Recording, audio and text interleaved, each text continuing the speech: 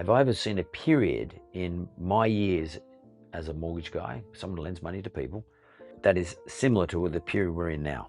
Yes, I have. It was 1990, and this was my position in 1990.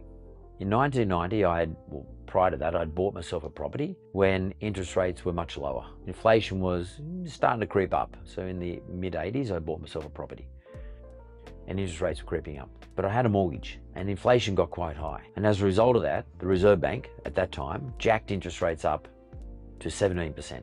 Now, you might say, well, interest rates aren't anywhere near that today. Yeah, but my loan was much lower than it is today. So 17% on a much lower loan in those days is equivalent to 6% with a much higher loan. It's the same amount of money out of my pocket at the end of every month relative to my wages. I was paying away around 40% of my wages. Today, if you look at the interest rates today, people who have just bought over the last couple of years are heading towards paying away 40% of their wages to the bank. I was doing the same thing. So in 1990, our treasurer at the time said something along the lines, this is the recession we had to have. This is a recession that Australia had to have. And of course, that came back to bite him through the media. But to be frank with you, what Paul Keating was doing is just being honest. We had to have a recession in order to control inflation. And that recession led to house prices dropping. And the cause of the recession was very high interest rates. And the organisation that put the interest rates up was the Reserve Bank of Australia. Fast forward to 2023, we are in precisely the same position.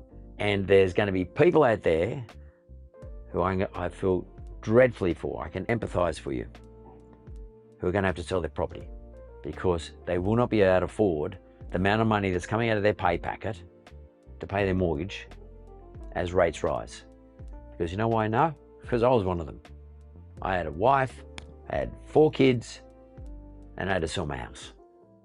And telling my wife that I had to sell the house was like the worst thing that I had to confront. Packing my family up was additionally really bad. My friends could see that I had to sell my house and I felt embarrassed. And I have to tell you, I was really angry. I was angry at the time with the government. I was angry with the way they managed our economy, such that I felt as though they had encouraged me in the 80s to buy the property by having interest rates lower.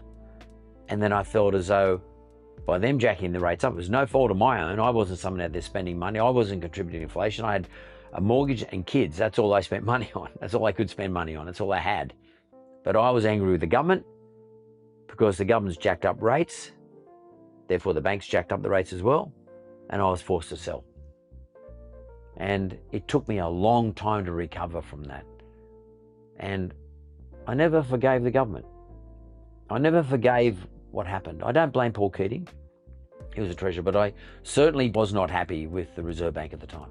So for all of you out there who are confronting this position right now, where you might have a fixed rate of 2%, which is about to turn into a variable rate because your fixed rate term's over, and your new rate's going to be 6% or high fives, or for those of you who have just got a variable rate and you only borrowed a little while ago, your house price has gone down, your wages haven't gone up, or your business income hasn't gone up, and the amount of mortgage payments you're paying every month is taking a bigger percentage of your net income.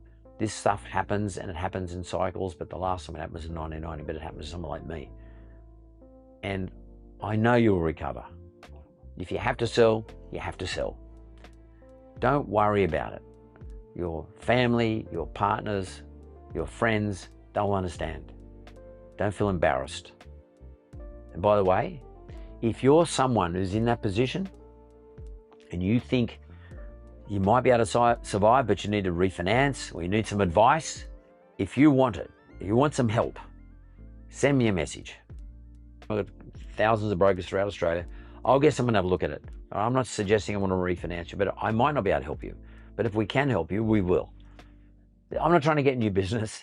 I'm just trying to say that I've been through this stuff before and I know how traumatizing it is, especially when you're looking at the deposit you saved and you put into the property. Now you're forced to sell the property, and you probably won't even get your deposit back or your equity back because the price of the houses have gone down because interest rates have gone up so high.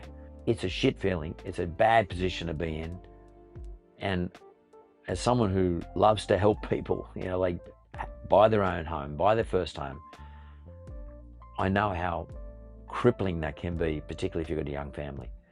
So send me a message and I'll see what I can do. Thanks.